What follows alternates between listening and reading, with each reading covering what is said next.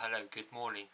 It's 4:10 in the morning on Thursday the 11th of April, and I'm just getting ready to start off on my first 400km DIY outta of the season.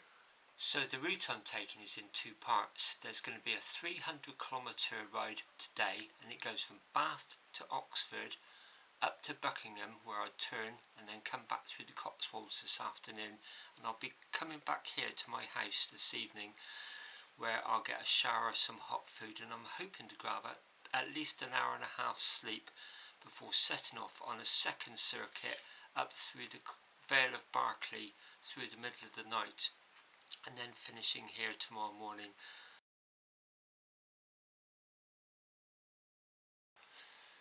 So with the DIY outta, you never get a physical brevet card like you would on a calendar event where you have to get stamps and controls. You get a virtual brevet card. It's one that you never touch, but it's an electronically held record of the event details.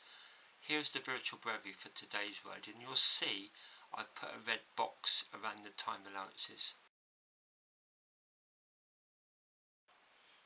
And the reason I've put that red box around the time allowance is it gives me the most important number on the virtual brevet, and that is the maximum time allowance I have to do this ride, which is 28 hours and 2 minutes. So I now know by starting off at 5 o'clock this morning, I've got until 2 minutes past 9 tomorrow morning, so that allows me to manage the time. So using my house as a control point at 3/4 of the ride is a bit of a double-edged sword. It's great coming back here, so there'll be hot food, a shower and some sleep. So there's also the temptation when you wake up that it's just too easy to stay in bed and not do the fourth part. So I'll be setting off in about 45 minutes now.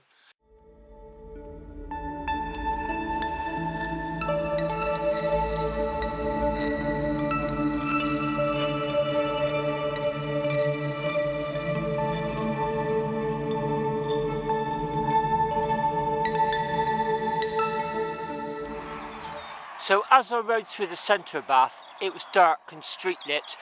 As you left Bath, you could already see the sky was blue and the first signs of daylight. I don't know about light at the end of the tunnel, but there was certainly light at the end of the Bath Eastern bypass. So it's now 6 AM and it's virtually light. Behind me you may just see I've turned off the A4, the Bath to Chippenham Road. I'm about 3 or 4 miles from Chippenham. I'm going to skirt around it.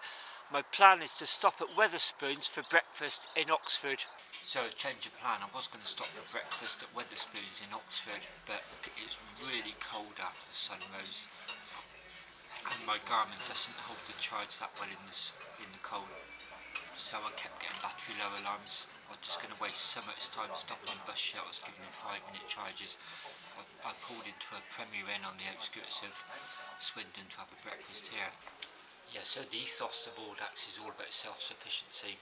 So DIY is even more so. There's no organiser to look after you when things don't quite go to plan. You've really got to figure it out yourself, and it does teach you some pretty good skills. You soon learn to become adaptable. So today's an example. I'm going to be here about 30-40 minutes maybe, give my Garmin a really good charge. It's starting to warm up as well, so it shouldn't be an issue later in the day. So it's 9:05 now.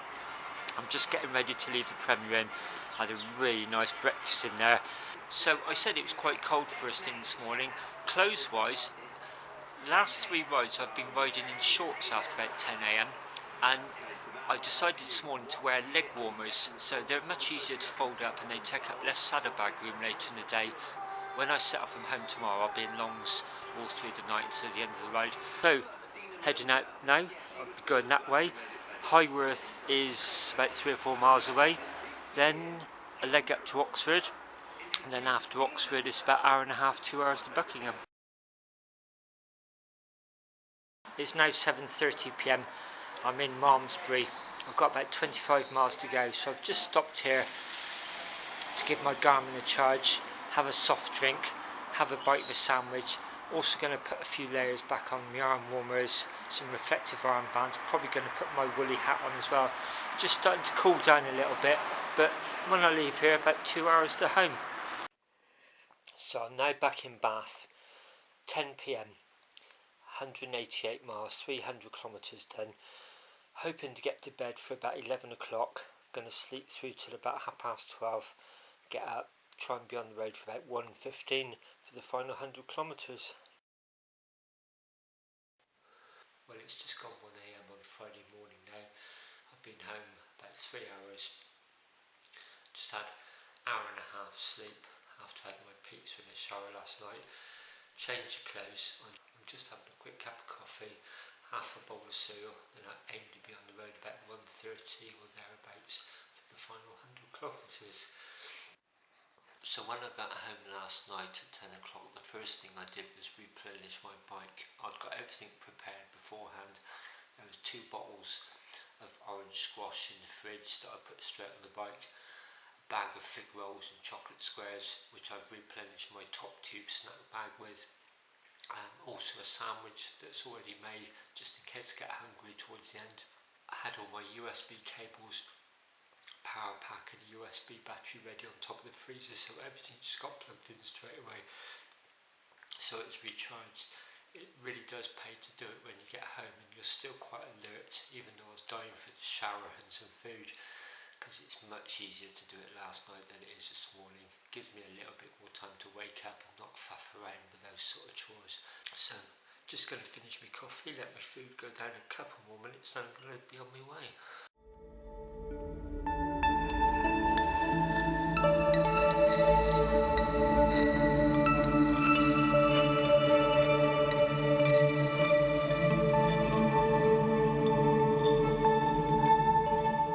It's about 2:20 now, and I'm at Warmley Station on the Bath to Bristol bike path on the outward leg, and these 2-dimensional statues on the platform here at Warmley Station, they always spook me out after. So it's about 5 to 3 and I'm at Frampton Cotterell. I've got a little over 6 hours left to do about 47 miles, so I'm doing okay for time. This latter part of the ride, the diagram looks a bit like a balloon on a string. So I've just done the string from Bath to here, and I'm now turning right that way as I've formed the sort of balloon itself. Big circuit, and in a few hours time, probably when it's light, I'll be coming back in this way, going back the way I've just come, heading towards Bath to do the second leg of the string back to Bath. So it's coming up to 4:30 AM and I've just stopped at the very small village of Hill.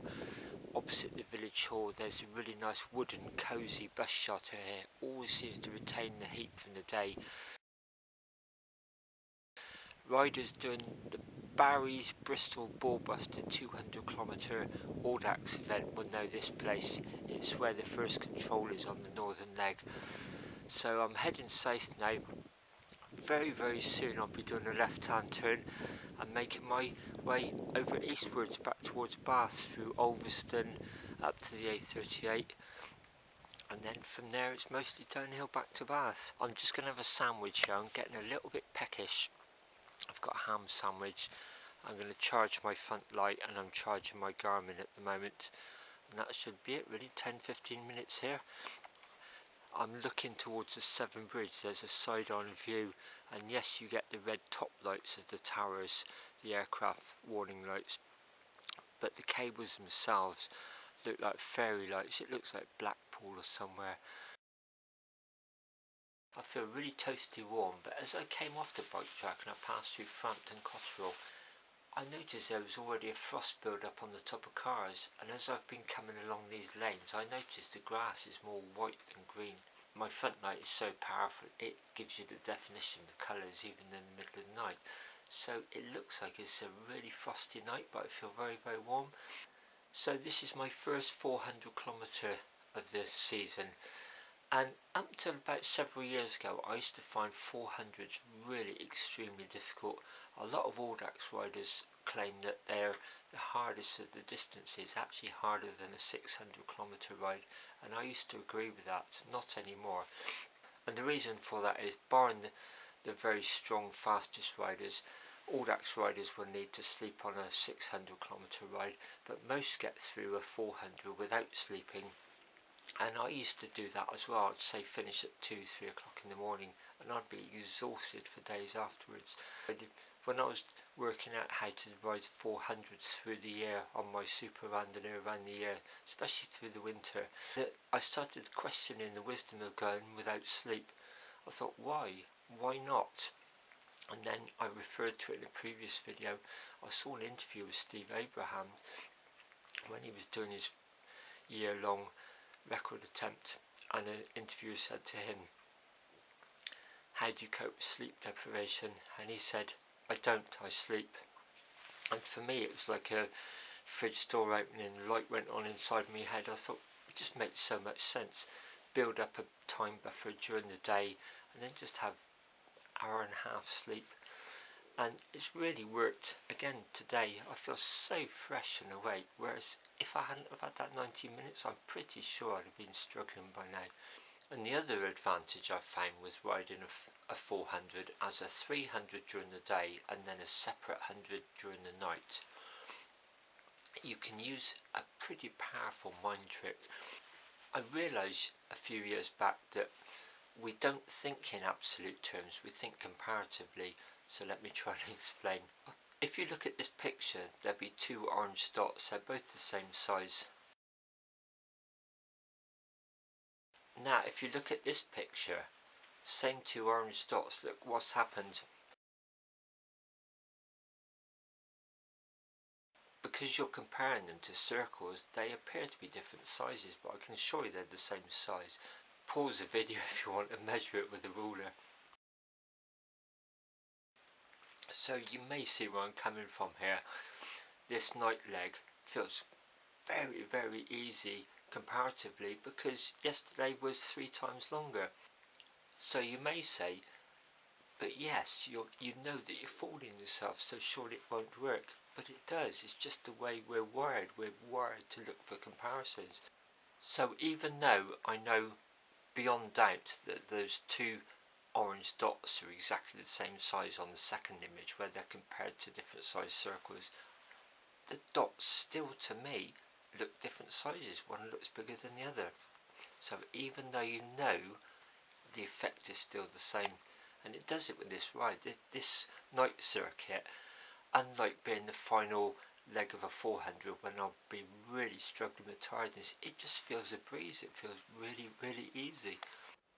Well, it's about 10 to 5 now. I'm just about to set off, so I've got 4 hours and 10 minutes to do 30 miles. So barring accidents and mishaps, I should finish with plenty of time to spare. Well, it's about 5 to 6 now, and I'm just crossing over the M4.